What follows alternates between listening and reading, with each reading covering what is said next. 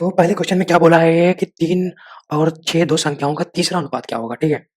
अभी हमने पढ़ा है ना, तो यहाँ पे दिया हुआ है 2 संख्याएँ दी हुई हैं, इसको हम सॉल्व करते हैं। 2 संख्याएँ दी हुई हैं 3 और 6, तो इसका थर्ड अनुपात पूछ रहा है मुझसे, ठीक है? थर्ड अनुपात, तो हमको थर्ड अनुपात पता है ना, फ़ॉर्मूला क्या है? C=, फ़ॉर्मूला क्या है? B² बाई A, भी हमने पढ़ा ना?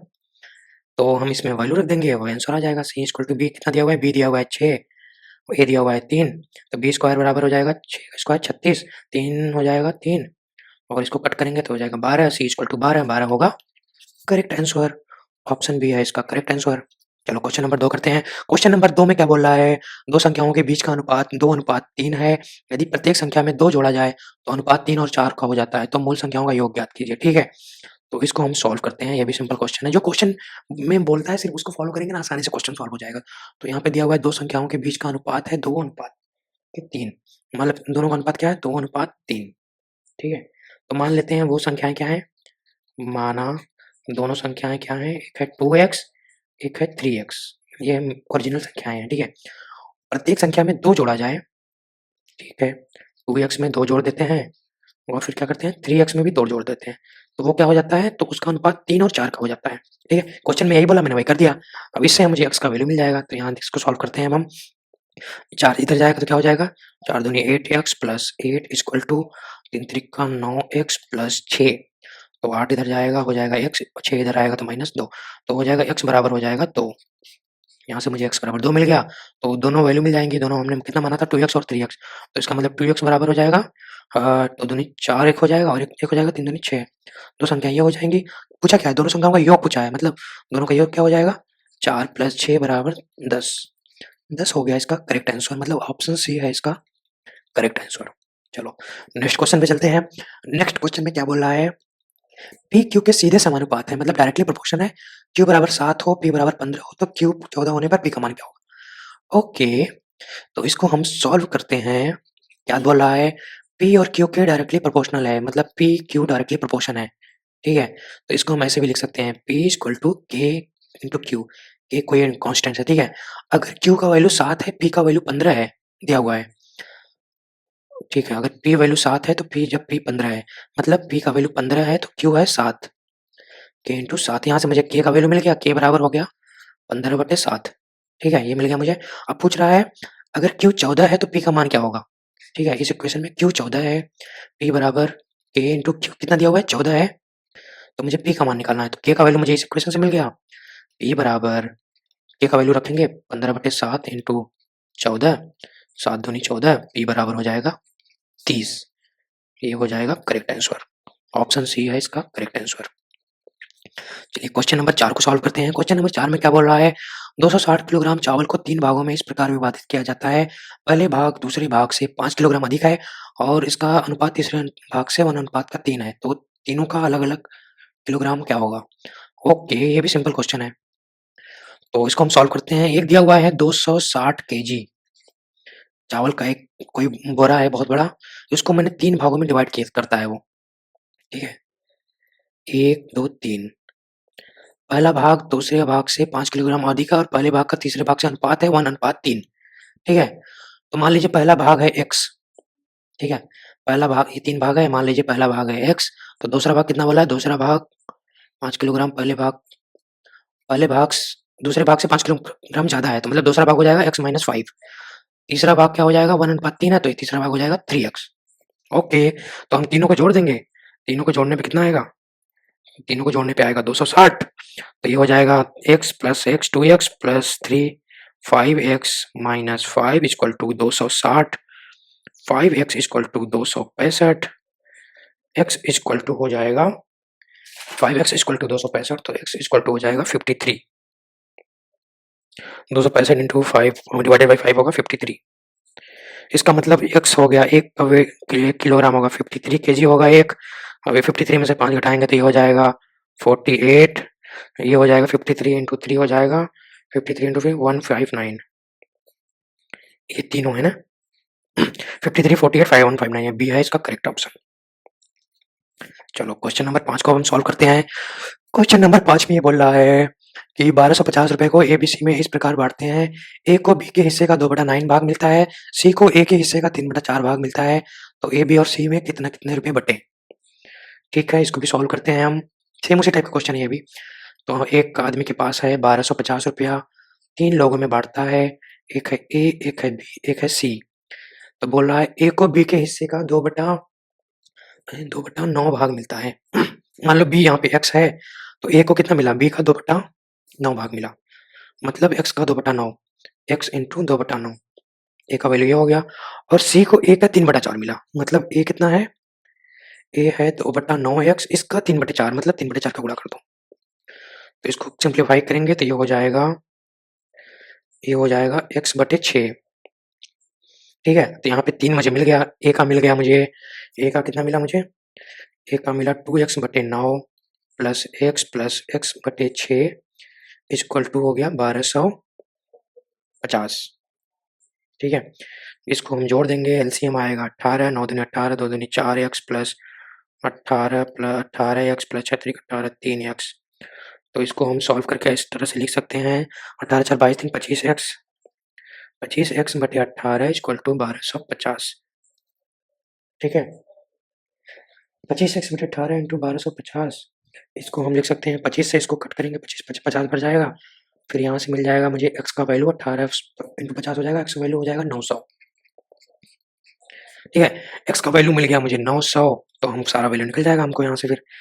तो ये हो जाएगा 900 का 2/9, 2x अगर 900 होगा तो यहाँ पे हम सॉल्व कर लेते हैं इसको, 2/9 इंटू 900, 100 भर जाएगा, एक हो जाएगा 200, एक हो जाएगा 900, और ये होगा x/6, मतलब 900/6, ये हो जाएगा 150। तो 200 900 150 कहाँ है, 200 900 150, ये ऑप्शन डी है इसका करेक्ट आंसर।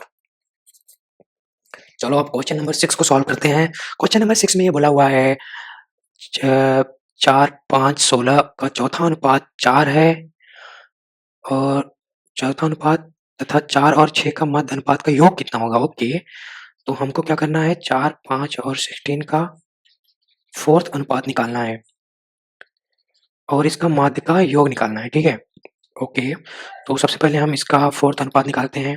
इसको हम ऐसे लिख सकते हैं ना, 4/5 समानुपाते 16d, ये मुझे निकालना है। ठीक है, तो इसको हम लिख सकते हैं 4/5 इक्वल टू 16/d। तो हम इसको कट करेंगे, 4 चौक 16, d बराबर हो जाएगा 20। चौथा अनुपात मिल गया मुझे 20, और मुझे क्या करना है, मुझे निकालना है इसका क्या होगा, इसका मीन प्रोपोर्शन क्या होगा। माध्य मतलब मीन प्रोपोर्शन, 4 और 6 का मीन प्रोपोर्शन क्या होता है, माध्य होगा, माध्य अनुपात क्या हो जाएगा, √4 इंटू 6।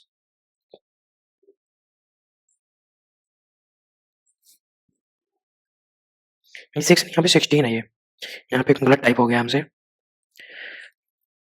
तो 4 इंटू 16 इसका माध्य हो जाएगा 64, 8 हो जाएगा, माध्य निकल जाएगा, 8 निकल गया, फोर्थ प्रोपोर्शन निकल गया 20, और दोनों को जोड़ना, उसका पूछ रहा है दोनों का व्हाट इज द सम। तो 20 प्लस 8 हो जाएगा 28, ये हो जाएगा आंसर। फोर्थ माध्य मुझे मिल गया है 20, और इसका मीन प्रोपोर्शन मतलब माध्य अनुपात मिल गया 4 और 16 का 8। तो ऑप्शन सी है इसका करेक्ट आंसर। चलिए क्वेश्चन नंबर 7 को सॉल्व करते हैं। क्वेश्चन नंबर 7 में दिया हुआ है, क्वेश्चन नंबर 7 को सॉल्व करते हैं। दिया हुआ है 4:x बराबर x/16 है, तो x का वैल्यू पूछ रहा है। तो हमको पता है, हम इसको लिख सकते हैं 4/x बराबर x/16। तो ये हो जाएगा x स्क्वायर इक्वल टू 64, इसका इसमें गुणा होगा, इसका इसमें, तो x बराबर √64 हो जाएगा 8। ये होगा इसका करेक्ट आंसर, मतलब ऑप्शन ए है इसका करेक्ट आंसर। क्वेश्चन नंबर 8 को सॉल्व करते हैं। क्वेश्चन नंबर 8 में दिया हुआ है, क्वेश्चन नंबर 8 में क्या दिया हुआ है, a अनुपात b समानुपात 3:5 दिया हुआ है, b अनुपात c समानुपात 4:3 दिया हुआ है, फिर दिया हुआ है c अनुपात d समानुपात 4:5 दिया हुआ है। तो a और d का रेशियो पूछ रहा है हमसे। ठीक है, ये पूछ रहा है, तो इसको हम क्या लिख सकते हैं, इसको हम लिख सकते हैं a/b इक्वल टू 3/5, ये हो गया पहला इक्वेशन। इसको हम क्या लिख सकते हैं, b/c इक्वल टू 4/3, ये हो गया दूसरा इक्वेशन। इसको कैसे लिख सकते हैं, c/d इक्वल टू 4/5, ये हो गया तीसरा इक्वेशन। तीनों को हम गुणा कर देंगे, इक्वेशन 1 गुणे इक्वेशन 2 गुणे इक्वेशन 3। हम आपको समझाने के लिए इतने स्टेप में लिख रहे हैं, आप डायरेक्टली लिख सकते हो। आप प्रैक्टिस करोगे ना, आप एक लाइन में डायरेक्टली लिख सकते हो ये बात। इसको लिख सकते हो A B A divided by B into B divided by C into C divided by D equal to 3/5 equal to 4/3 sorry into 4/5। तो इसको बी से बी कटेगा, सी से सी कटेगा, 3 से 3 कटेगा। हाँ, तो ये हो जाएगा ए बाई डी इक्वल टू हो जाएगा 4 चौक 16 5 पचे 25 16:25। इसका मतलब ए अनुपात डी होगा 16:25। ये होगा इसका करेक्ट आंसर। ऑप्शन ए है इसका करेक्ट आंसर। चलो ये हो गया। क्वेश्चन नंबर 9 को सॉल्व करते हैं। क्वेश्चन नंबर 9 में दिया हुआ है दो संख्याएं दी हुई है हमको। दो संख्याएं दी हुई है 15 और 19 के अनुपात में है। दोनों संख्याओं में से कितना घटाना चाहिए कि उनका अनुपात 3 और 4 का अनुपात हो जाए। मान लो दो संख्याओं का अनुपात दिया हुआ है 15 और 19, ठीक है। दो संख्याओं का अनुपात 15 और 19 दे रहा है। इसमें से कितना घटाएं कि उनका अनुपात 3 और 4 का हो जाए। तो माना x घटाते हैं, लेट माना या फिर लेट बोल सकते हो, x घटाने पे तो इसको लिख सकते हैं 15 माइनस एक्स 19 माइनस एक्स। दोनों में से कितना घटा रहे हैं कि अनुपात 3:4 हो जाए, ठीक है। तो हम यहाँ से हम इसको सॉल्व करके x का वैल्यू निकाल लेंगे। एक्स 4 का इधर मल्टीप्लाई होगा और 3 का इधर मल्टीप्लाई होगा। तो ये हो जाएगा 15 चौक का 60 minus 4x equal to 19 3 57 minus 3x और ये 4x इधर जाएगा तो हो जाएगा x और 57 इधर आ जाएगा तो ये हो जाएगा 3। तो x बराबर हो जाएगा 3। 3 इसका हो गया करेक्ट आंसर। ऑप्शन बी है इसका करेक्ट आंसर।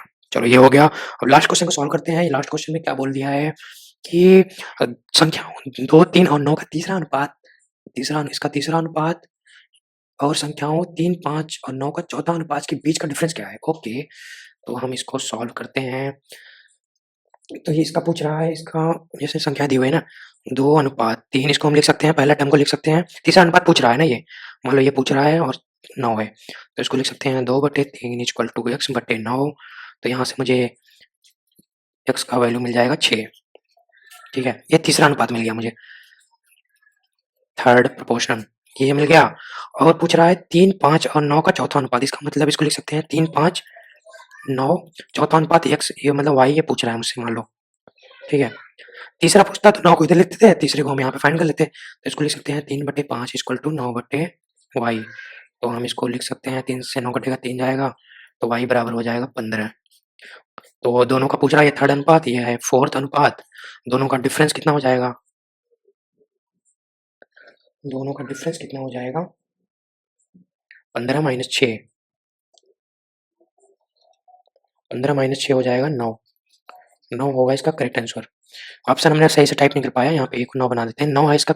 तो अगर आपको ये वीडियो अच्छी लगी हो तो वीडियो को लाइक करें, हमारे चैनल को सब्सक्राइब करें और कमेंट बॉक्स में अपना सजेशन ज़रूर बताएं मुझे आपको वीडियो कैसा लगा। और आपको मैथ में किसी टॉपिक्स पर वीडियो चाहिए तो आप मुझे कमेंट करके बताएं, ज़रूर मैं उस टॉपिक्स पर वीडियो जरूर बनाऊंगा। और आप लोग हमारे टेलीग्राम चैनल से भी जुड़ सकते हैं, वहाँ पे आपको मैथ में कोई भी डाउट हो फुल सपोर्ट मिलेगा आपको फ्री ऑफ कॉस्ट। कोई भी डाउट है आप हमको मैसेज करके पूछ सकते हो वहाँ पे, तो मैं आपके हर एक मैसेज का रिप्लाई करूँगा। वहाँ पे मैसेज सबके लिए ऑप्शन वहाँ पे अवेलेबल है। तो हमारे टेलीग्राम चैनल को भी के साथ भी जुड़िए आप लोग और हमारे चैनल को ज़्यादा से ज़्यादा लोग दोस्तों के साथ शेयर कीजिए। मैथ को आसान बना दूंगा। Thank you so much, all the very